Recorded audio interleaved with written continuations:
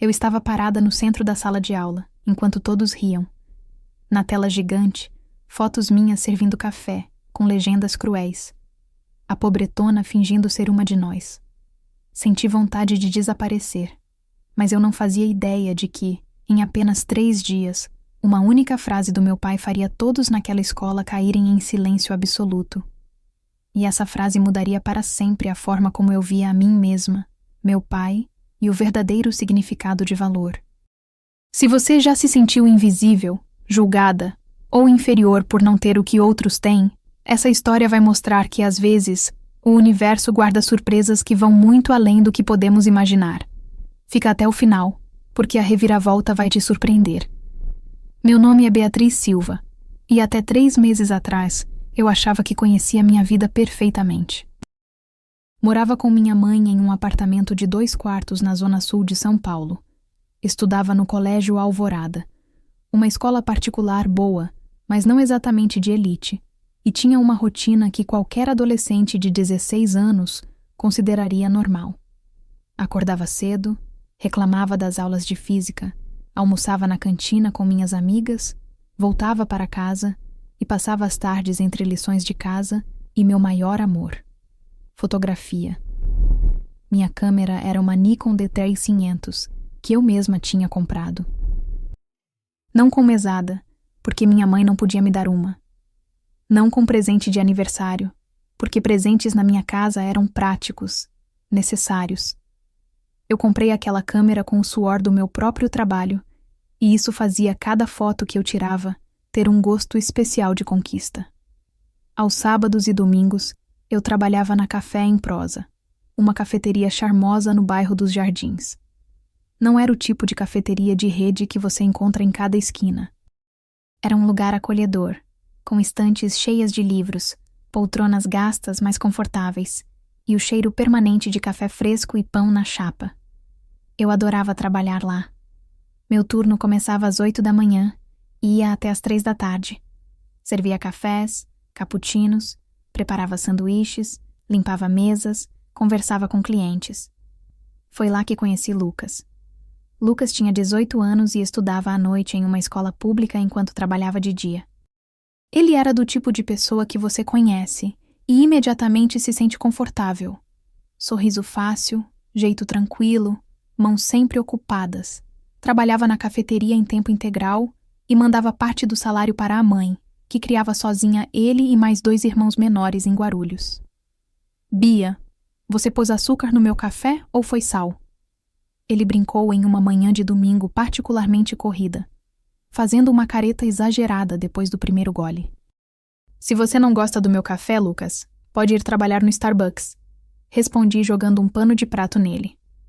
Ele riu, aquele riso solto que iluminava o ambiente. Jamais. Lá não tem você para me fazer rir quando a Karen do dia reclama que o leite está quente demais. Era assim entre nós. Leve. Fácil. Ele era 3 anos mais velho, mas nunca me fez sentir como a menina do colégio particular. E eu nunca o fiz sentir menos importante porque ele estudava à noite e trabalhava para ajudar a família. Éramos apenas 2 jovens tentando construir algo com as próprias mãos. Você vai mostrar suas fotos naquele concurso? Lucas perguntou enquanto organizávamos as xícaras limpas no balcão. Eu estava trabalhando em um projeto fotográfico para a aula de artes. O tema que escolhi era a dignidade do trabalho. Durante semanas eu tinha fotografado pessoas trabalhando.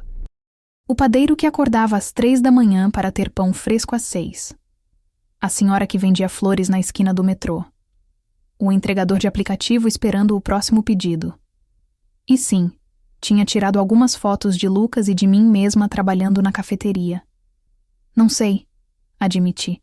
A professora adorou, mas é só um trabalho de escola.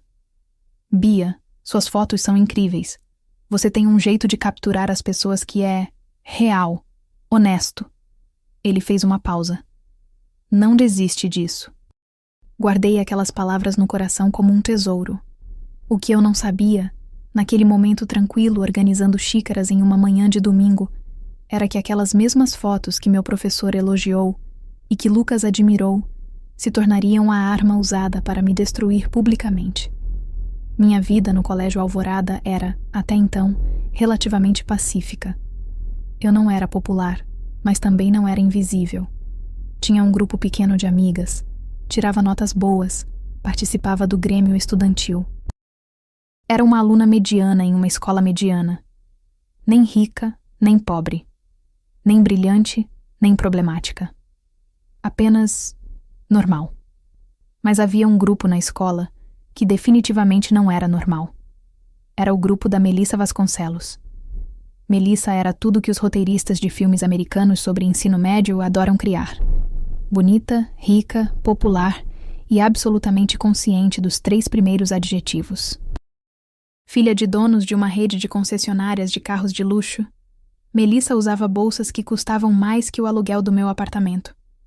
Seu Instagram era um desfile interminável de viagens para Miami, jantares em restaurantes estrelados, roupas de grife, e ela fazia questão de que todos soubessem exatamente quem estava no topo da hierarquia social da escola. Meu primeiro erro foi não perceber que eu estava no radar dela. Meu segundo erro foi acreditar que, se eu simplesmente ficasse na minha, ela não teria motivos para se importar comigo. Eu estava errada. Tudo começou 3 semanas antes do dia que mudaria minha vida para sempre. Era uma segunda-feira, e nossa professora de literatura, a dona Cláudia, tinha acabado de devolver nossas redações sobre o cortiço. Melissa tinha tirado 6,5. Eu tinha tirado 9,5. Parabéns, Beatriz, disse dona Cláudia em voz alta. Sua análise sobre a desumanização dos personagens foi excepcionalmente madura. Senti todos os olhares se voltarem para mim. Sorri sem graça e murmurei um obrigada. Mas quando meus olhos cruzaram com os de Melissa, vi algo que me fez o estômago revirar. Não era raiva. Era cálculo. Depois da aula, enquanto guardava meus livros, senti uma presença ao meu lado. Melissa estava ali, sorrindo. Um sorriso que não chegava aos olhos. Nossa, Bia, que inteligente você é, ela disse com um tom que pingava açúcar falso. Deve estudar muito, né? Tipo, não ter vida social ajuda com as notas. Eu tenho vida social, respondi calmamente, fechando meu estojo. Ah, é? Engraçado. Nunca te vejo nas festas, nem nos lugares que a gente frequenta. Ela inclinou a cabeça, estudando o meu rosto. Você sai para onde mesmo? Para vários lugares. Disse vagamente, sentindo a armadilha se fechando, mas não sabendo exatamente onde estava o perigo. Que legal. Tipo onde? Eu poderia ter mentido. Poderia ter inventado algo. Mas uma parte tola e honesta de mim decidiu que não havia nada de errado em dizer a verdade. Trabalho aos finais de semana em uma cafeteria. Então não saio muito sábado e domingo. O sorriso dela se alargou. Você trabalha? Sério? Em uma cafeteria? Sim. É um lugar muito legal, na verdade. Nossa, que fofa. Ela tocou meu braço com aquela falsa intimidade. Você serve cafezinho, então? Tipo, uma garçonete? Algo na forma como ela disse garçonete me fez perceber que tinha cometido um erro. Mas era tarde demais. É um trabalho honesto, respondi, erguendo meu queixo. Claro que é, super honesto, que, humilde da sua parte. Ela já estava se afastando, mas virou-se uma última vez. A gente se vê, Bia. Ou melhor, se você não estiver muito ocupada servindo café. Camila, uma das minhas amigas, apareceu ao meu lado assim que Melissa saiu. Bia, você não deveria ter contado para ela. Por quê? Não tenho vergonha de trabalhar. Eu sei. Mas é a Melissa. Ela vai usar isso. Usar como? Trabalhar não é crime. Camila me olhou com aquela expressão de quem sabe algo que você ainda vai descobrir do jeito difícil. Nessa escola, para pessoas como ela, precisar trabalhar é quase um. Eu ri na época. Achei que Camila estava exagerando. Afinal, estávamos em 2024, não em 1950. Que diferença fazia eu trabalhar? Descobri a resposta de forma brutal 2 semanas depois. Mas antes disso, houve um momento que, olhando para trás, Foi a última vez que me senti verdadeiramente segura na minha própria pele. Foi um jantar com meu pai. Meu pai, Renato Silva, era uma figura complicada na minha vida. Não no sentido ruim. Ele era presente, amoroso, interessado. Mas também era distante. Meus pais tinham se divorciado quando eu tinha 8 anos, e desde então eu morava com minha mãe. Via meu pai 2 vezes por mês, geralmente para jantares ou almoços. Ele viajava muito a trabalho, sempre ocupado com reuniões e projetos que eu nunca entendia direito. Minha mãe não falava muito sobre ele. Quando falava, era com aquele tom cuidadoso de quem escolhe cada palavra. Seu pai é um bom homem, Bia. Ele te ama. Só tem prioridades diferentes das minhas. Eu sabia que meu pai tinha dinheiro. Não muito, mas suficiente para pagar minha escola e mandar uma pensão generosa.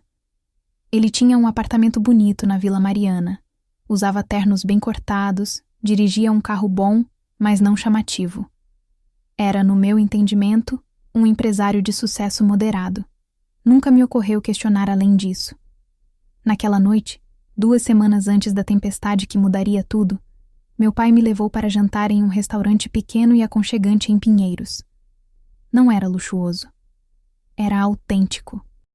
O tipo de lugar que servia comida caseira excelente e onde o dono conhecia todos os clientes pelo nome. Como está a escola? Ele perguntou depois que pedimos. Boa! Tirei 9,5 na redação de literatura. Seus olhos brilharam com orgulho genuíno. Sabia que você conseguiria. Sobre o que era? Conversamos sobre o cortiço, sobre classes sociais, sobre como algumas coisas mudavam e outras permaneciam deprimentemente iguais. Meu pai tinha uma forma de conversar comigo que era rara. Ele me ouvia de verdade, não fingia interesse, não olhava o celular. Me dava atenção total. E a cafeteria? Ele perguntou. Ainda está gostando?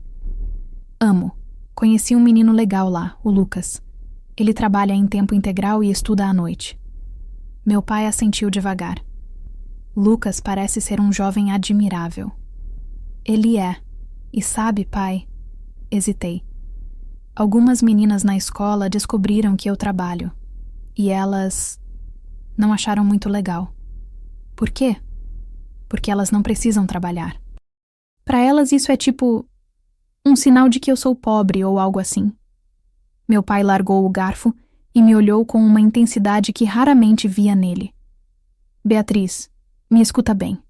O trabalho que você faz na cafeteria é uma das coisas que mais me enche de orgulho. Sério? Você está aprendendo algo que a maioria das pessoas da sua idade nunca aprende. Está entendendo o valor real das coisas. Cada real que você ganha, você sabe quanto esforço custou. Essa câmera que você comprou. Ele apontou para minha Nikon que eu sempre carregava. Ela significa 100 vezes mais porque você trabalhou por ela. Mas e se as pessoas me julgarem por isso? Ele sorriu, mas havia algo triste naquele sorriso. Beatriz, as pessoas vão te julgar por tudo. Se você for pobre, vão te desprezar. Se você for rica, vão te invejar. Se você for inteligente, vão te chamar de metida. Se você for gentil, vão te chamar de fraca. Ele pegou minha mão. A pergunta não é se vão te julgar. É se você vai permitir que esses julgamentos definam quem você é. Como você aprendeu isso? Ele ficou em silêncio por um longo momento. Também fui julgado, Bia. Muitas vezes. E aprendi que a opinião das pessoas sobre você diz muito mais sobre elas do que sobre você. Guardei aquelas palavras como um talismã. Não sabia, naquele momento, o quanto eu precisaria delas nos dias que viriam. A bomba explodiu em uma terça-feira, durante a aula de artes. Tínhamos que apresentar nossos projetos fotográficos para a turma. Cada aluno tinha 10 minutos para mostrar seu trabalho e explicar o conceito. Eu estava ansiosa, mas empolgada. Tinha passado semanas naquele projeto. As fotos estavam boas, eu sabia disso. O professor Carlos tinha me elogiado em particular, dizendo que meu olhar era maduro e empático. Melissa apresentou antes de mim. Seu projeto era sobre beleza na arquitetura moderna. Basicamente, fotos de prédios bonitos que ela tinha tirado durante uma viagem para Dubai. Tecnicamente competentes, mas vazias de emoção. A turma aplaudiu educadamente. Então chegou minha vez. Conectei meu pendrive ao computador. A primeira foto apareceu no telão. Era do padeiro que eu fotografei. Mãos cobertas de farinha, sorriso cansado, mas satisfeito. Meu projeto é sobre dignidade do trabalho. Comecei. Eu queria capturar a beleza que existe em... Não consegui terminar a frase. A imagem no telão mudou. Não era mais o padeiro. Era uma foto minha, usando o uniforme da Café em Prosa, segurando uma bandeja com cafés. Mas não era uma das minhas fotos do projeto. Era uma foto que alguém tinha tirado sem eu saber. E tinha um texto sobreposto. A realidade de Beatriz Silva. Meu coração parou. A imagem mudou novamente. Outra foto minha limpando uma mesa. Texto. Enquanto você curte o fim de semana, ela serve cafezinho. Outra foto. Eu no caixa, recebendo o pagamento de um cliente. Texto. A pobretona que finge ser uma de nós. A sala explodiu em murmúrios. Alguns risos. Olhei freneticamente para o computador. Alguém tinha colocado essas imagens no meu pendrive. Alguém tinha planejado isso. Meus olhos encontraram Melissa. Ela estava sentada no fundo da sala, sorrindo. Não era um sorriso malicioso. Era pior. Era um sorriso de satisfação tranquila. Tentei desligar o projetor, mas minhas mãos tremiam tanto que não conseguia encontrar o botão. Outra imagem. Eu conversando com Lucas, os dois rindo. Texto. No nível dela. Professor Carlos finalmente percebeu que algo estava errado e desligou o projetor. Mas era tarde. O estrago estava feito. Beatriz, Você quer parar a apresentação? Ele perguntou, genuinamente preocupado. Todos os olhos estavam em mim. Eu queria morrer. Queria desaparecer. Queria que o chão se abrisse e me engolisse. Minha voz saiu fraca, quebrada. Nossa, Bia, relaxa. A voz de Melissa cortou o silêncio constrangido. É só um trabalho. Não precisa ficar tão nervosa. Embora... Deve ser difícil apresentar quando todo mundo agora sabe que você é tipo... uma empregada. Algumas risadas nervosas ecoaram. Melissa, comportamento, disse o professor Carlos, mas sua voz não tinha força real. Peguei meu pendrive com mãos tremendo, peguei minha mochila e saí da sala. Não olhei para trás. Não vi a expressão de horror de Camila. Não vi o professor Carlos tentando restaurar a ordem. Só corri. Corri para o banheiro. Tranquei-me em uma cabine. E finalmente deixei as lágrimas caírem. Fiquei naquele banheiro por 20 minutos. Talvez mais. Perdi a noção do tempo entre soluços e tentativas patéticas de me recompor. Cada vez que achava que tinha parado de chorar, a imagem daquelas fotos no telão voltava à minha mente e uma nova onda de humilhação me derrubava. A pobretona que finge ser uma de nós. As palavras ecoavam, martelavam, queimavam. Será que era isso que todos pensavam? Que eu estava fingindo? Fingindo o que exatamente? Eu nunca menti sobre quem era. Nunca tentei parecer rica ou importante. Só existia. Ia às aulas. Fazia meus trabalhos. Ria com minhas amigas. Vivia minha vida sem incomodar ninguém. Mas aparentemente, existir já era uma ofensa quando você não estava no nível certo. Ouvi a porta do banheiro se abrir. Contive a respiração, esperando que quem quer que fosse apenas usasse o banheiro e saísse. Bia! Era a voz de Camila. Eu sei que você está aqui. Vi você entrar. Não respondi. Olha, você não precisa falar comigo. Mas eu trouxe suas coisas. Você esqueceu sua câmera na sala. Minha câmera.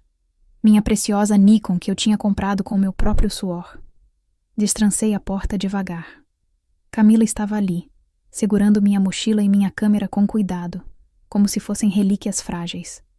Seus olhos estavam vermelhos. Você chorou? Perguntei, minha voz rouca.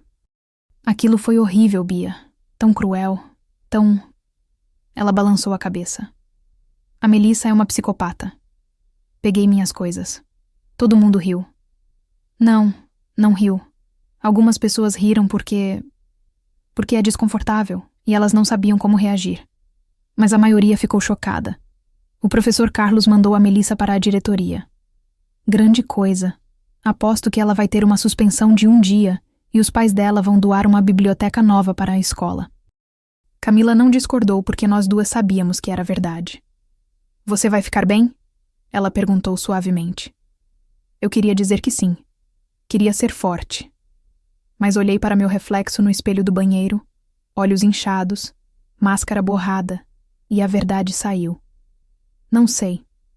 Camila me abraçou e eu deixei. Deixei alguém me segurar enquanto os pedaços de mim que estavam se despedaçando tentavam encontrar cola suficiente para se manterem juntos. Não voltei para as aulas naquele dia.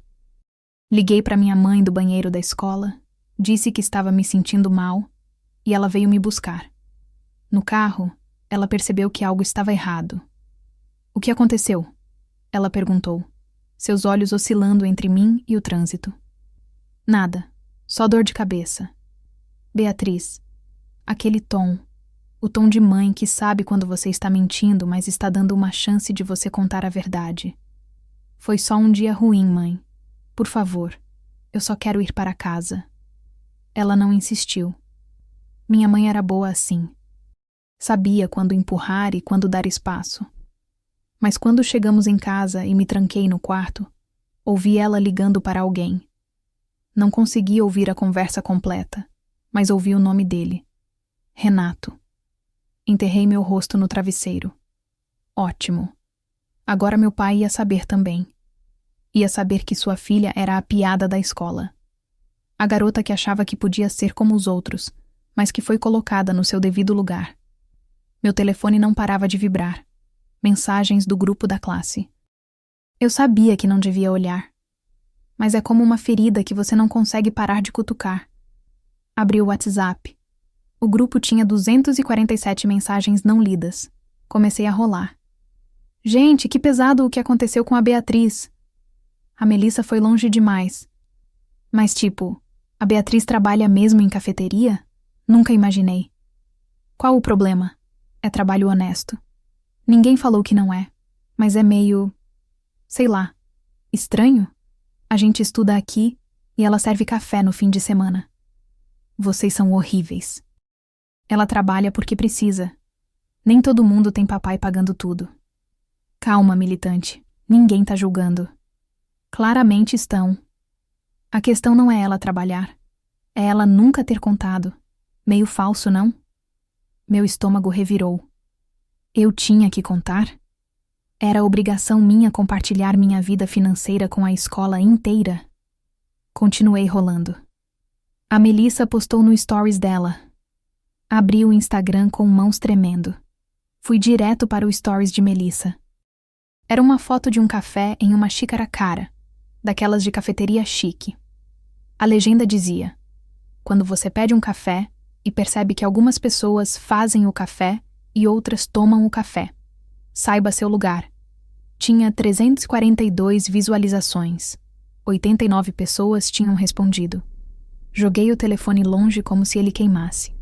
Me enrolei no cobertor e fechei os olhos, desejando que quando os abrisse, fosse outro dia, outra vida, outra pessoa.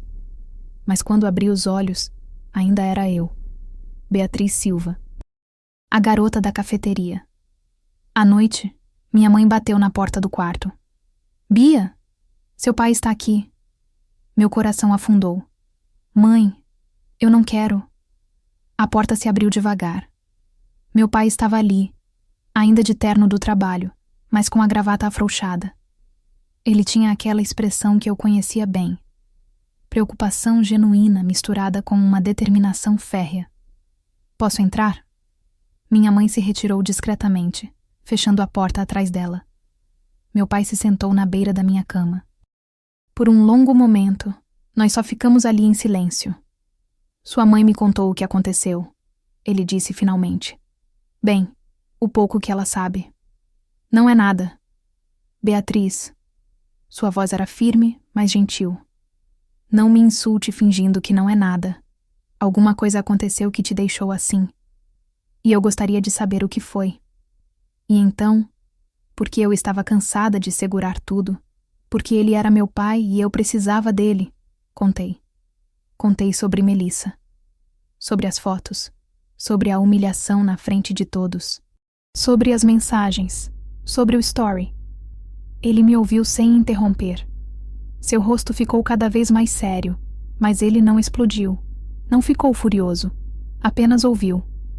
Quando terminei, ele ficou em silêncio por tanto tempo que pensei que não fosse falar nada. Então ele começou. Eu tinha 12 anos, disse ele, olhando para algum ponto distante. Quando meu pai perdeu o emprego. Nós morávamos em uma casa simples na Zona Leste e de repente não tínhamos mais nada. Minha mãe começou a fazer faxina em casas. Meu pai pegou trabalho como segurança noturno. E eu... Ele fez uma pausa. Eu comecei a vender picolé na escola. Olhei para ele, surpresa. Meu pai nunca tinha contado essa história. Eu fazia os picolés em casa com minha mãe. Picolé de limão, de morango, de chocolate. Levava uma caixa de isopor velha para a escola e vendia no recreio. 50 centavos cada. Era o dinheiro que eu usava para comprar meu próprio material escolar. Ele sorriu, mas era um sorriso amargo. Tinha um menino na minha classe, filho de médico. Ele e os amigos dele começaram a me chamar de picolezeiro. Faziam piadinhas. Diziam que eu fedia a picolé derretido. Um dia, eles derrubaram minha caixa inteira no chão. 15 picolés. Uma semana de trabalho meu e da minha mãe. Tudo destruído. O que você fez? Perguntei em voz baixa. Chorei. Ele disse simplesmente. Chorei muito. Fui para casa e disse para minha mãe que não queria mais vender picolé, que não aguentava mais a humilhação. E ela deixou você parar? Não. Ela se sentou comigo na mesa da cozinha, pegou minhas mãos e disse algo que nunca esqueci. Ele olhou nos meus olhos. Ela disse, Renato, eles riem porque sabem que você está construindo algo que eles nunca vão entender. Eles têm tudo dado. Você está conquistando. E quando você for grande, vai lembrar do gosto de cada picolé que vendeu. E eles só vão lembrar do gosto de privilégio não merecido. Lágrimas escorriam pelo meu rosto. Continuei vendendo picolé, Beatriz. Não porque precisava provar algo para eles, mas porque precisava provar algo para mim mesmo, que eu era mais forte que a humilhação deles. E aquele menino? O filho do médico? Meu pai deu um sorriso estranho. Alguns anos depois, quando eu já estava na faculdade de engenharia que conquistei com bolsa integral, cruzei com ele. Estava pedindo emprego na empresa onde eu fazia estágio. Ele não me reconheceu, mas eu reconheci ele. Você o contratou? Não. Ele não era qualificado. Meu pai tocou meu rosto.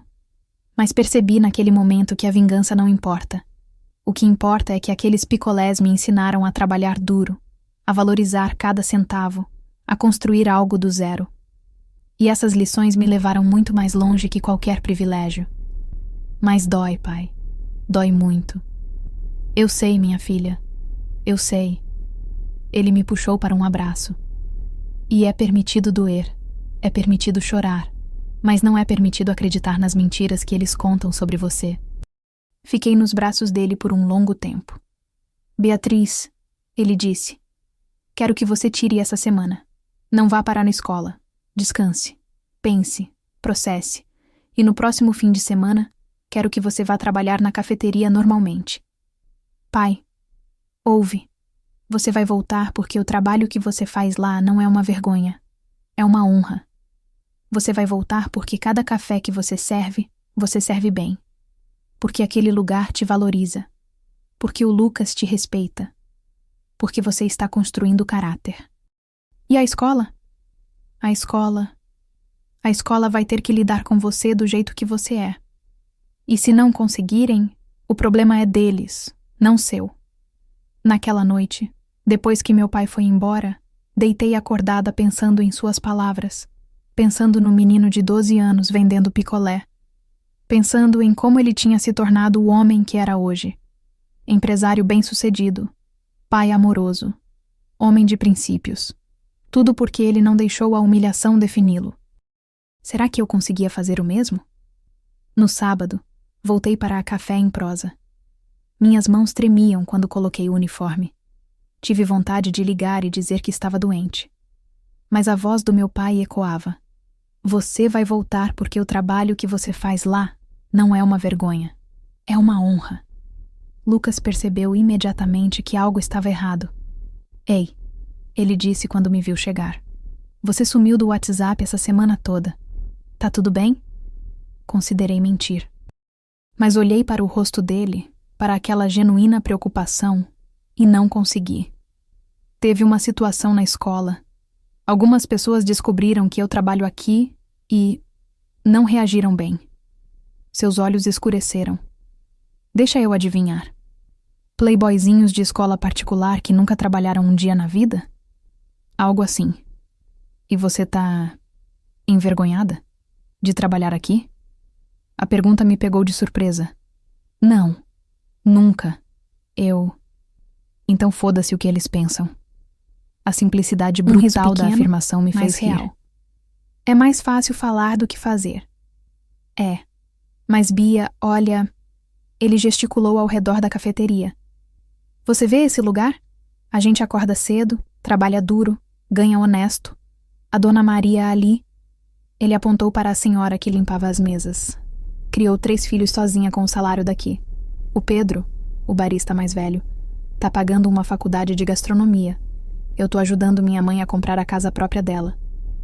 Ele me olhou direto nos olhos. Não tem vergonha nenhuma nisso.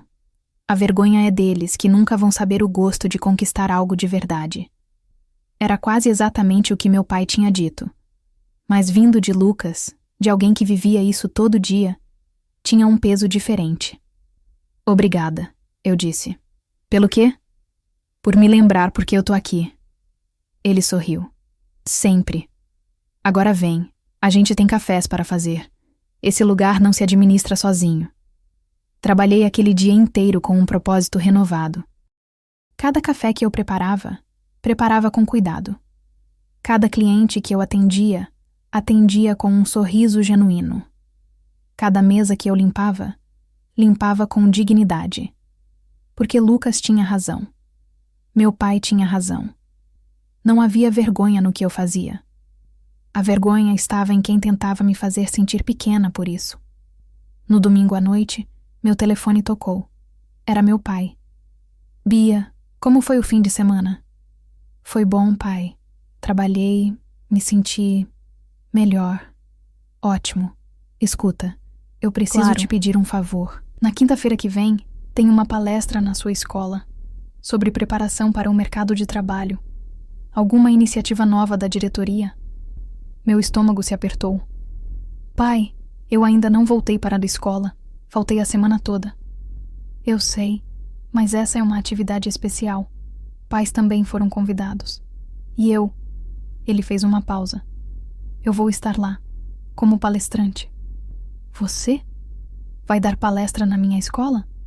É. A diretora me convidou. Longa história. Mas o ponto é, eu quero que você esteja lá. Sei que vai ser difícil encarar todo mundo de novo, mas eu preciso que você confie em mim. Você vai? Havia algo na voz dele, algo que eu não conseguia identificar. Não era só um pedido, era quase uma promessa. Você tem certeza? Absoluta. Então, ok, eu vou. Obrigado, minha filha. Você não vai se arrepender. Quando desliguei, fiquei olhando para o telefone, confusa. Por que meu pai estava dando uma palestra na minha escola? Como a diretora o conhecia? E por que ele parecia tão determinado que eu estivesse lá? Não fazia sentido. Mas eu confiava nele. Então, na segunda-feira, armei coragem e voltei para a escola. Os olhares começaram no portão. Alguns curiosos, outros piedosos, alguns zombeteiros. Melissa estava na entrada com seu grupo, todas de óculos de sol caros apesar de estar nublado. Quando me viu, ela sorriu. Olha só quem voltou. Sentimos sua falta, Bia. Mas, entendo se você quisesse ficar um tempinho processando tudo. Respirei fundo. Lembrei das palavras do meu pai, do Lucas, da minha própria força que eu tinha esquecido que tinha. Bom dia, Melissa. Eu disse calmamente e passei direto. Ouvi ela sussurrar para as amigas, risinhos, mas não olhei para trás. Camila me encontrou no corredor. Você voltou. Como você está? Sobrevivendo. A Melissa tomou a advertência, mas basicamente nada aconteceu. Surpresa de ninguém. Eu imaginei. As aulas foram estranhas. Professores olhavam para mim com aquela piedade desconfortável. Alguns alunos evitavam meu olhar. Outros me olhavam com curiosidade mórbida. Mas eu sobrevivi. Um dia, depois outro, e outro. E então chegou quinta-feira. O dia da palestra. O dia que, sem eu saber, mudaria absolutamente tudo. Na quarta-feira à noite, um dia antes da palestra, meu pai me chamou para jantar novamente. Desta vez, em seu apartamento. Eu raramente ia lá. Não por alguma regra, mas simplesmente porque ele sempre preferia me encontrar em território neutro, restaurantes ou lugares públicos. O apartamento dele era bonito, moderno, mas não ostensivo. 2 quartos, uma sala ampla com estante cheia de livros, uma cozinha que claramente era pouco usada. Havia algo de solitário naquele espaço, apesar de bem decorado. Pedi comida japonesa, ele disse quando cheguei. Ainda é seu favorito? Sempre vai ser. Comemos em um silêncio confortável no início. Mas eu sentia que havia algo que ele queria dizer. Algo que pesava. Pai, comecei. Sobre amanhã. Por que você realmente quer que eu esteja lá? E como você conhece a diretora da minha escola? Ele colocou os hashes de lado e me olhou com uma intensidade que raramente via. Beatriz, existe algo sobre mim que você não sabe. Algo que sua mãe e eu decidimos manter de você até que você fosse mais velha. Meu coração acelerou. Você está doente? Não, nada disso. Ele respirou fundo. É sobre quem eu sou, profissionalmente. Você é empresário, eu sei. Sim, mas não qualquer empresário. Ele se levantou e foi até uma gaveta, voltando com um tablet. Digitou algo e me mostrou a tela. Era um artigo da revista Forbes Brasil. O título dizia: Renato Silva, CEO da Tech Brasil Solutions, o bilionário discreto que revolucionou a tecnologia nacional. Minha mente travou. Li a primeira linha, depois a segunda. Mas as palavras não faziam sentido. Tech Brasil Solutions, eu murmurei. A empresa de software que está em todos os hospitais, bancos, órgãos do governo. Sim. E você é o CEO e fundador. Comecei há 22 anos com um programa de gestão que desenvolvi na garagem da casa da sua avó. Hoje, a empresa vale 8,7 bilhões de reais. Eu não conseguia respirar direito. Você é bilionário? Tecnicamente, sim. Olhei ao redor do apartamento. Mas você mora aqui. Dirige um carro normal. Você nunca ostentei. Nunca quis. E principalmente, ele segurou minhas mãos.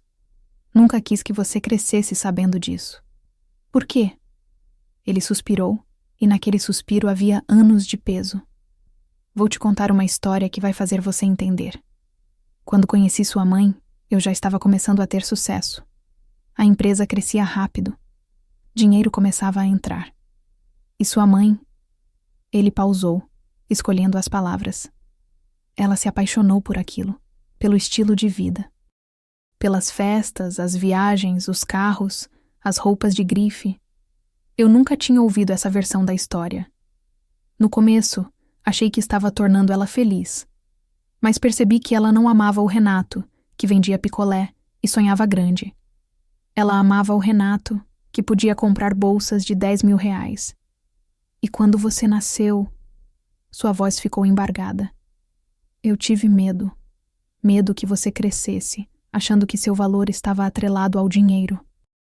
Medo que as pessoas te amassem pelo que eu tinha, não por quem você era. Então vocês se divorciaram. Foi mais complexo que isso. Mas sim, fundamentalmente foi sobre valores.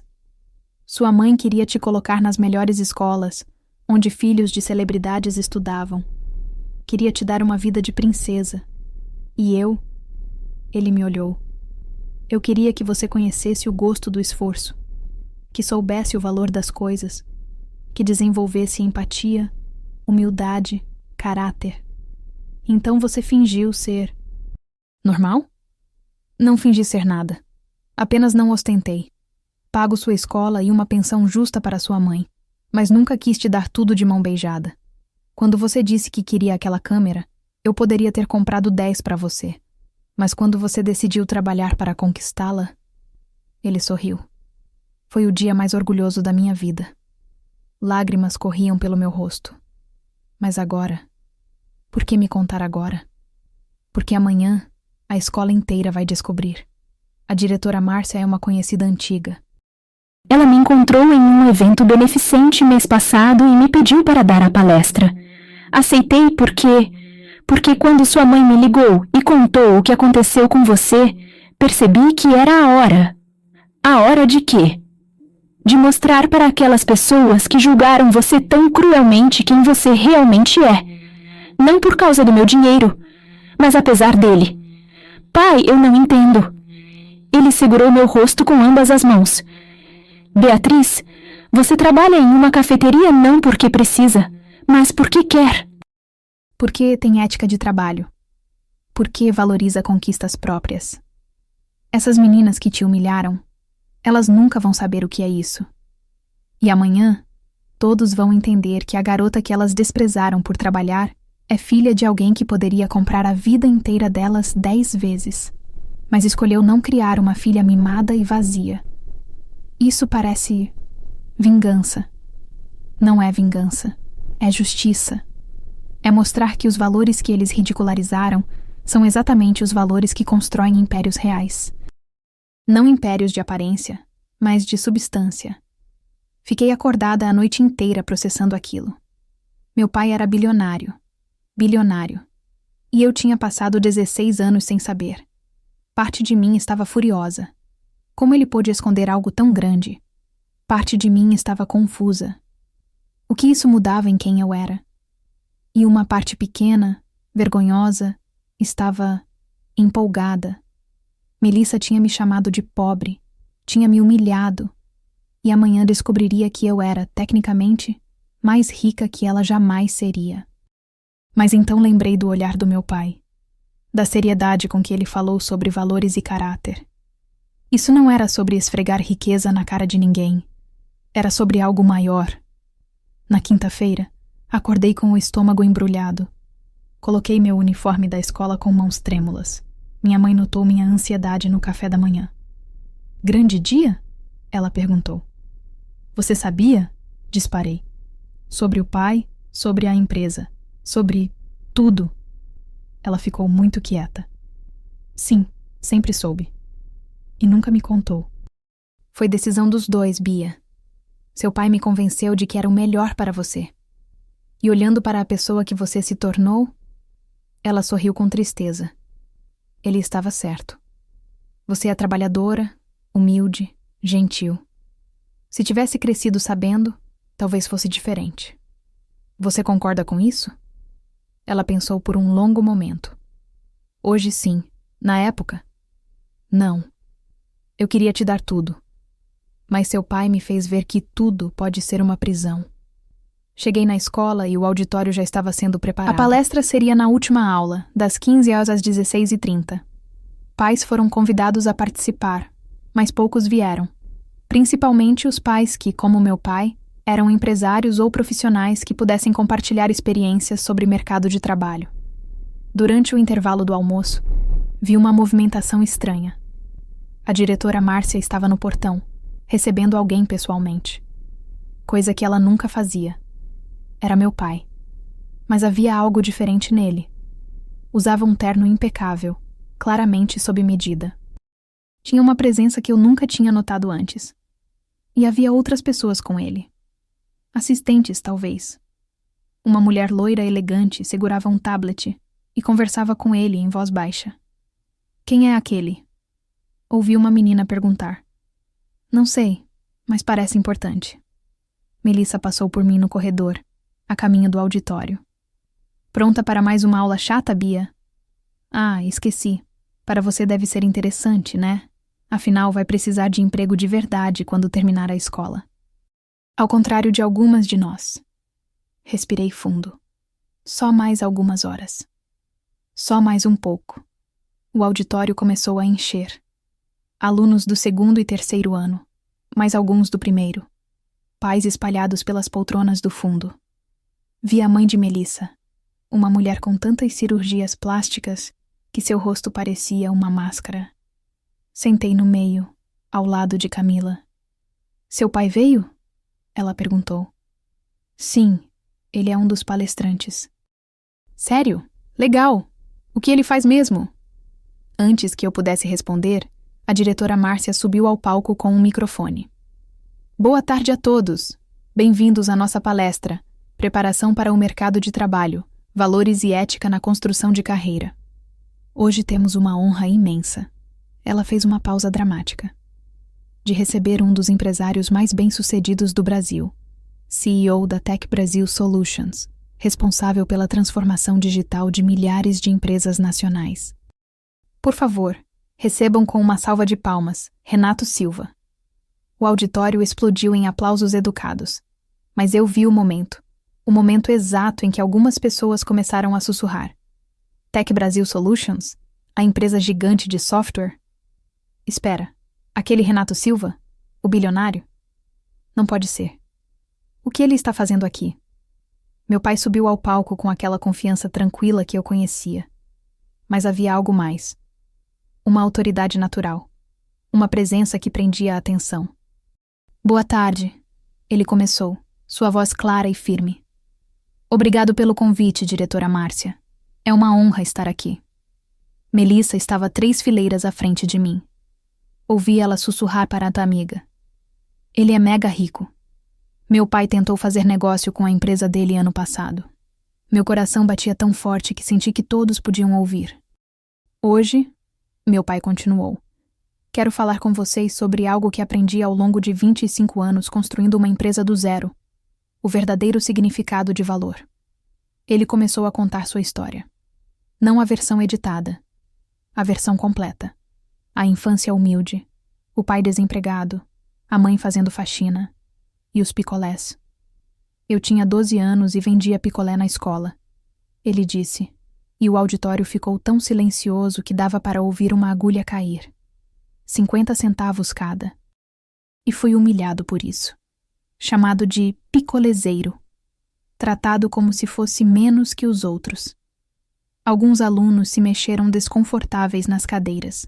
Mas aqueles picolés me ensinaram algo que nenhuma aula poderia ensinar. Que trabalho honesto, não importa qual seja, tem dignidade. Que conquistar algo com as próprias mãos vale infinitamente mais que receber de bandeja. Que a humilhação de hoje pode ser a fundação do sucesso de amanhã. Ele clicou um controle e uma imagem apareceu no telão. Era ele, jovem, em uma garagem, cercado de computadores velhos. Esta foto foi tirada 22 anos atrás. Eu tinha acabado de ser demitido de meu emprego como programador. Estava falido, morando com minha mãe novamente.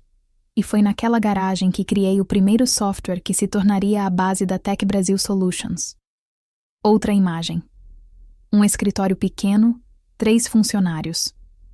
2 anos depois, 5 clientes. Faturamento de R$200 mil ao ano. Nada grandioso. Mas era meu. Mais imagens. O crescimento da empresa. Prêmios. Matérias em revistas. Até chegar a uma foto recente dele em um evento internacional de tecnologia. Hoje, a Tech Brasil Solutions tem mais de 3 mil funcionários, opera em 12 países e fatura R$2,1 bilhões ao ano. Mas sabe o que me orgulha mais que os números? Ele fez uma pausa, olhando para a plateia. Os valores que mantive, mesmo quando o dinheiro veio, mesmo quando teria sido fácil esquecer de onde vim. Foi então que ele olhou diretamente para mim. Nossos olhos se encontraram. Eu tenho uma filha. Ela tem 16 anos e estuda nesta escola. O auditório inteiro pareceu prender a respiração. Minha filha não sabe, mas poderia ter tudo o que quisesse. Poderia estudar nas escolas mais caras do país. Poderia ter roupas de grife, viagens para a Europa todo mês, um carro de luxo esperando ela completar 18 anos. Senti todos os olhares começando a procurar. Quem era a filha dele? Mas eu fiz uma escolha quando ela nasceu. Decidi que ela não cresceria sabendo sobre o dinheiro, porque eu queria que ela desenvolvesse algo que dinheiro não pode comprar: caráter. Melissa se virou na cadeira, procurando. Seus olhos passaram por mim sem reconhecer. Minha filha trabalha aos finais de semana em uma cafeteria. Ela serve café, limpa mesas, atende clientes. E ela faz isso não porque precisa, mas porque quer. Porque está aprendendo o valor do trabalho honesto. Porque está conquistando suas próprias coisas. O auditório estava em silêncio absoluto agora. E há algumas semanas, ela foi humilhada publicamente por isso. Por colegas que a julgaram, que acharam que trabalhar era sinal de inferioridade, que riram dela por não ter o que eles têm. A voz dele ficou mais firme, mais forte. Mas aqui está a verdade que essas pessoas não entendem. Minha filha vale mais que todos os cartões de crédito ilimitados, todas as bolsas de grife, todos os carros importados do mundo, porque ela está construindo algo real, algo que ninguém pode tirar dela. Dignidade, ética de trabalho, empatia. Lágrimas escorriam pelo meu rosto. Eu poderia ter comprado 10 câmeras fotográficas para ela. Ela economizou durante 6 meses para comprar uma. E quando vejo as fotos que ela tira com aquela câmera, vejo arte, vejo paixão, vejo algo conquistado, não dado. Ele respirou fundo. Então, para os jovens aqui presentes, deixo uma pergunta. O que vocês estão construindo? O que vocês conquistaram com suas próprias mãos? O que vocês sabem sobre esforço, sobre suor, sobre o gosto de uma vitória verdadeiramente sua? A plateia estava hipnotizada. E para aqueles que julgam outros por trabalharem, por se esforçarem, por não terem o que vocês têm, ele fez uma pausa. Lembrem-se que os verdadeiros vencedores na vida não são aqueles que começam no topo. São aqueles que sobem com dignidade. Foi então que aconteceu. Melissa, sentada 3 fileiras à frente, virou-se e sussurrou alto o suficiente para várias pessoas ouvirem. Esse discurso é lindo. Mas aposto que a filha dele não precisa aguentar gente como a Beatriz fingindo ser uma de nós enquanto serve cafezinho no fim de semana. Deve ser bom ser rica de verdade e não ter que... Ela não terminou a frase. Meu pai tinha parado de falar. Estava olhando diretamente para ela. O microfone captou sua voz clara como cristal. Minha filha, ele disse devagar, se chama Beatriz Silva. O mundo parou. O silêncio que se seguiu foi ensurdecedor. Melissa ficou branca, completamente branca. Sua boca se abriu, mas nenhum som saiu. Ela olhou para mim, depois para meu pai, depois para mim novamente, como se seu cérebro estivesse tentando processar uma equação impossível. O auditório inteiro se virou. Centenas de olhos me encontraram. Vi choque, incredulidade, alguns rostos envergonhados, outros fascinados. Meu pai continuou. Sua voz ainda calma, mas agora carregada de uma força que fez todos se arrepiarem. Minha filha trabalha em uma cafeteria. E eu nunca estive tão orgulhoso de alguém na minha vida quanto estou dela neste momento. Ele desceu do palco devagar, caminhando pelo corredor central. Cada passo ecoava no silêncio absoluto. Ele parou ao lado da fileira onde Melissa estava sentada, mas olhou para toda a plateia. Porque enquanto alguns aprendem o valor do dinheiro gastando o que não conquistaram, ela está aprendendo o valor do esforço.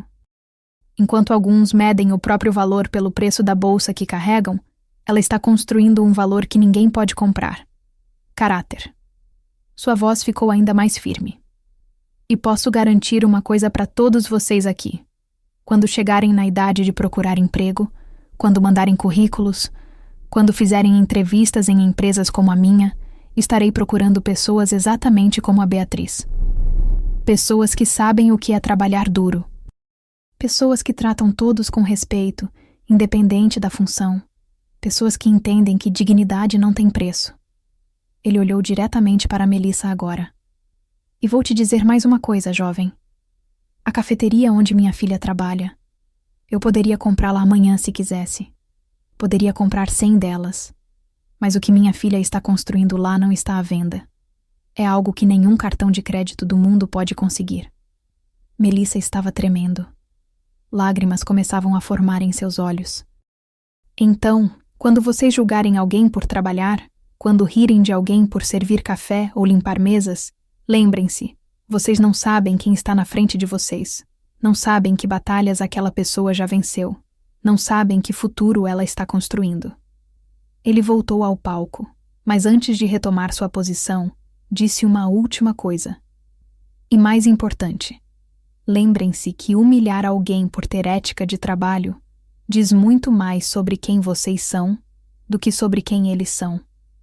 O silêncio continuou por mais 5 segundos que pareceram 5 horas. Então, alguém começou a aplaudir. Era o professor Carlos, meu professor de artes.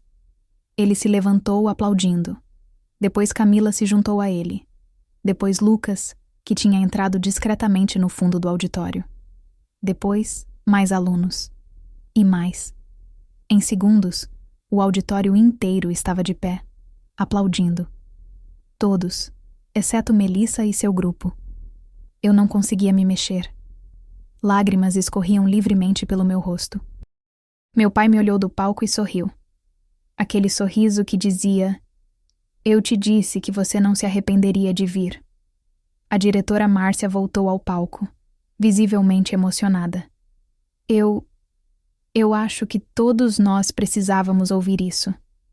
Senhor Silva, muito obrigada por essa lição que vai muito além de preparação profissional. Foi uma lição de humanidade. Meu pai agradeceu, e a palestra continuou por mais 20 minutos, com outros palestrantes. Mas ninguém estava realmente prestando atenção. O momento tinha passado. A bomba tinha explodido. Quando terminou, alunos se aglomeraram ao redor do meu pai, querendo tirar fotos, pedir autógrafos, fazer perguntas sobre a empresa. Alguns pais também se aproximaram, entregando cartões de visita, tentando fazer networking. Eu fiquei sentada, ainda processando. Camila me abraçou forte. Bia, eu não tinha ideia. Eu também não, eu disse, e era verdade. Saber por um dia não era o mesmo que processar 16 anos de mentiras necessárias. Lucas apareceu ao meu lado. Então, você é a filha de um bilionário que trabalha na cafeteria por escolha? Aparentemente. Ele riu. Isso é tão você, tão absurdamente você. Ainda sou a mesma pessoa. Eu sei. E é por isso que continua sendo minha melhor amiga de trabalho. Ele fez uma pausa. Mas sério, Bia, você não precisa mais trabalhar lá se não quiser. Deve ter sido difícil. Fingir. Não estava fingindo nada. Eu realmente não sabia. E agora que sabe? Olhei para meu pai cercado de pessoas. Depois olhei para Lucas, para suas mãos calejadas de tanto trabalho, para seu sorriso genuíno. Agora que sei, nada muda. Vejo você sábado às 8. O sorriso dele se alargou. Vou preparar seu café do jeito que você gosta. Melissa tinha desaparecido. Mais tarde, soube que ela saiu correndo do auditório no meio da ovação, trancou-se no banheiro e chorou por 40 minutos. Parte de mim sentiu pena. Uma parte muito pequena. Meu pai finalmente conseguiu se desvencilhar da multidão e veio até mim. "Podemos conversar?" Ele perguntou. Saímos para o jardim da escola, longe dos olhares curiosos. "Você está brava comigo?" Ele perguntou diretamente. Pensei sobre isso. Estava? Deveria estar? Estou confusa. Durante 16 anos você mentiu para mim. Não menti. Apenas omiti. É basicamente a mesma coisa, pai. Ele assentiu. Você tem razão. E eu entendo se você precisar de tempo para processar isso. Mas preciso que saiba. Cada decisão que tomei foi pensando em você, no seu desenvolvimento, no tipo de pessoa que você se tornaria. E se eu tivesse me tornado uma pessoa horrível mesmo sem saber do dinheiro? Seu plano teria falhado? Não, porque você tinha algo que o dinheiro nunca poderia corromper. Uma mãe que te criou com amor e valores, e um pai que, mesmo à distância, tentou te ensinar o que realmente importa. Ele tocou meu rosto. Beatriz, olhe para você. Você trabalha duro, trata as pessoas com respeito, tem paixões reais, conquista as próprias coisas. Você acha que seria assim se tivesse crescido em mansões, com motorista, com tudo na mão? Não sei. Talvez. Eu sei. Vi isso acontecer com filhos de amigos meus. Crianças que nunca ouviram um não, que nunca trabalharam, que acham que o mundo lhes deve algo. E eles são vazios, Bia. Ricos e vazios. Fiquei em silêncio, deixando as palavras penetrarem. O que acontece agora? Perguntei finalmente. Agora? Agora você decide. Quer continuar sua vida como está? Continuo mantendo tudo discreto. Quer conhecer esse outro lado? Posso te mostrar a empresa, te levar para eventos, te apresentar esse mundo. Ou quer algo no meio do caminho? Você está no controle, Beatriz. Sempre esteve, mesmo não sabendo.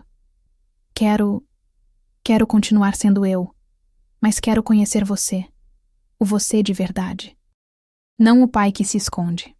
Ele sorriu. Posso fazer isso. Voltamos para dentro da escola juntos. Meu pai, o bilionário. E eu, sua filha que servia café. E pela primeira vez em semanas, senti paz. Os dias seguintes foram surreais. A história se espalhou pela escola como fogo em mata seca. De repente, eu não era mais a garota da cafeteria. Eu era a filha do Renato Silva. As mesmas pessoas que tinham rido das fotos de mim trabalhando agora queriam ser minhas amigas. Bia, vamos almoçar juntas? Beatriz, você vai na festa no sábado? Ei, Bia, seu pai está contratando estagiários? Era nauseante. Melissa não voltou à escola por uma semana. Quando voltou, estava diferente, menor, mais quieta. Evitava meu olhar nos corredores. Seu grupo tinha se dispersado, cada uma seguindo seu próprio caminho agora que a líder tinha caído do pedestal. Uma tarde, 2 semanas depois da palestra, ela me abordou na biblioteca. Bia, posso falar com você? Eu estava estudando para uma prova de química. Olhei para ela, esperando. Eu queria pedir desculpas. Pelo que fiz. Pelas fotos, pelos comentários, por tudo. Sua voz estava quebrada, genuinamente arrependida. Por que você fez aquilo? Perguntei. Não com raiva, com curiosidade real. Ela se sentou na cadeira ao lado da minha, olhando para as próprias mãos. Porque eu tinha inveja de você. Inveja? De mim? Você tinha algo real. Amigos de verdade. Paixão pela fotografia. Esse jeito tranquilo de ser você mesma. E eu tinha coisas, roupas, bolsas, viagens. Mas não tinha substância. Ela limpou uma lágrima. Quando te vi tirando notas melhores que as minhas, quando percebi que você tinha algo que eu não tinha, eu quis te destruir, porque era mais fácil que admitir que eu estava vazia.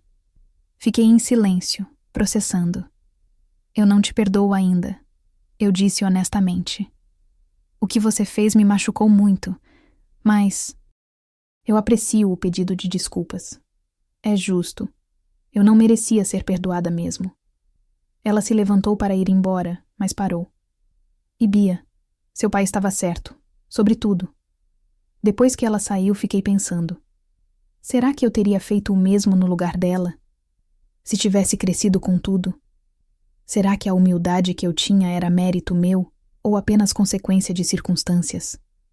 Nunca saberia ao certo. No sábado seguinte, cheguei na Café em Prosa às 8 da manhã em ponto. Lucas já estava lá, preparando o café. Achei que você não viria mais, ele disse, mas estava sorrindo. Por quê? Porque agora todo mundo sabe que meu pai tem dinheiro? Tipo isso. Lucas, você me conhece. Você acha mesmo que eu largaria isso? Ele jogou um avental para mim. Não, mas é bom ter confirmação. Trabalhamos lado a lado como sempre. E foi normal. Maravilhosamente normal. No almoço, meu pai apareceu na cafeteria. Surpresa minha, ele pediu um café e se sentou em uma mesa do canto. Observou-me trabalhar por alguns minutos. Quando fiz minha pausa, sentei-me com ele. Vim ver você no seu elemento, ele disse. E você é boa nisso. Eficiente, gentil com os clientes, trabalha bem em equipe. Ele tomou um gole do café. Mas também vim te dar algo. Ele colocou um envelope na mesa. O que é? Abra. Dentro havia uma carta e uma chave. A carta dizia: Beatriz, esta é a chave de um estúdio fotográfico que comprei no centro. É seu. Use como quiser. Para projetos pessoais, para aulas, para começar um negócio. Ou não use e continue trabalhando na cafeteria. A escolha é sua. Mas quero que saiba. Comprei isso não porque acho que você precisa parar de trabalhar aqui. Comprei porque vi suas fotos e vi talento real. E talento merece espaço para crescer. Você pode ter os dois. O trabalho que te mantém com os pés no chão e o sonho que te faz voar. Com amor, papai. Lágrimas embaçaram minha visão. Pai, isso é... Eu não posso aceitar algo tão caro. Não é caro, é um investimento. Em você. Ele segurou minha mão. Beatriz, você passou 16 anos provando que não precisa do meu dinheiro para ter valor. Agora deixe o dinheiro ser uma ferramenta para você construir seus sonhos, não uma muleta ou uma identidade. Olhei para a chave. Pequena, dourada. Pesada com possibilidades. Posso pensar sobre isso? Claro, sem pressão, sem expectativas. É seu quando você estiver pronta. Ele terminou o café, deixou uma gorjeta generosa, mas não absurda, e foi embora. Lucas se aproximou. Tudo bem? Acho que sim. Acho que finalmente está tudo se encaixando. 3 meses depois.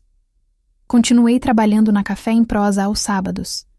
Não porque precisava, mas porque queria. Porque Lucas estava lá. Porque Dona Maria me fazia rir. Porque o café que eu preparava tinha gosto de conquista. Mas durante a semana, depois das aulas, comecei a usar o estúdio. Primeiro timidamente. Depois com mais confiança. Montei meu portfólio. Comecei a fazer pequenos trabalhos. Fotografias de família, retratos, eventos. Meu projeto Dignidade do Trabalho foi selecionado para uma exposição jovem na cidade. Professor Carlos chorou quando soube. Na escola, as coisas normalizaram. Eu não era mais a filha do bilionário. Era só Beatriz. Alguns alunos ainda eram esquisitos comigo, claramente interessados em conexões. Mas a maioria apenas seguiu em frente. Melissa e eu nunca nos tornamos amigas, mas desenvolvemos um respeito mútuo e silencioso. Ela começou a fazer trabalho voluntário em uma ONG, talvez buscando seu próprio caminho para a substância. Uma noite, 6 meses após a palestra, jantei com meu pai em seu apartamento. Como você está, Bia? De verdade? Pensei sobre a pergunta. Realmente pensei. Estou grata. Confusa às vezes ainda, mas principalmente grata. Por quê? Porque você me deu o maior presente que um pai pode dar. Você me ensinou quem eu sou quando não tenho nada para provar. E agora, mesmo sabendo sobre o dinheiro, sobre a empresa, sobre tudo, eu ainda sou aquela pessoa. Isso não mudou. Ele sorriu, e vi lágrimas em seus olhos. Esse era o ponto inteiro, minha filha. Esse era o ponto inteiro. Hoje, quando olho para trás, para aquele dia horrível no auditório quando as fotos apareceram no telão, percebo que foi o melhor presente disfarçado que eu poderia ter recebido.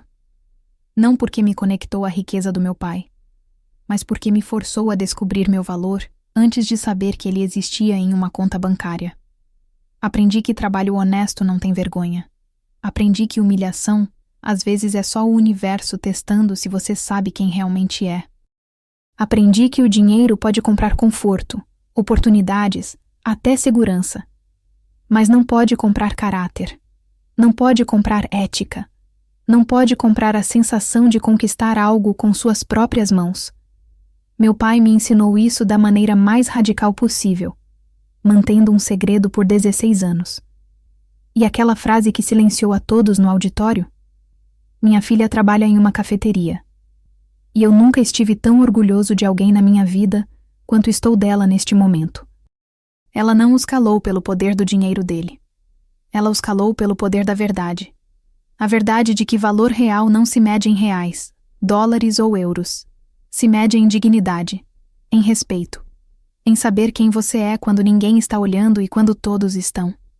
Ainda trabalho na cafeteria aos sábados. Ainda tiro fotos durante a semana. Ainda sou Beatriz Silva. A diferença é que agora, quando alguém me pergunta quem eu sou, não começo falando sobre meu pai. Começo falando sobre mim. E essa é a maior conquista de todas. Hoje, 2 anos depois, olho para trás e percebo que aquela humilhação foi o maior presente que eu poderia ter recebido. Não porque me conectou à riqueza do meu pai. O dinheiro sempre esteve lá, irrelevante. Foi um presente porque me forçou a descobrir meu próprio valor antes de saber que ele existia em uma conta bancária. Aprendi que dignidade não tem preço, que trabalho honesto é mais valioso que sobrenome, e que ser subestimada pode ser sua maior vantagem. Meu pai me ensinou isso mantendo um segredo por 16 anos. E aquela frase que silenciou a todos? Ela não os calou pelo poder do dinheiro dele, mas pelo poder da verdade. E você? Já passou por um momento em que foi julgada por algo que te fazia exatamente quem você deveria ser? Já descobriu que sua maior fraqueza era, na verdade, sua maior força? Deixa aqui nos comentários sua história, porque todos nós temos uma, e todas elas merecem ser ouvidas. A gente se vê na próxima história.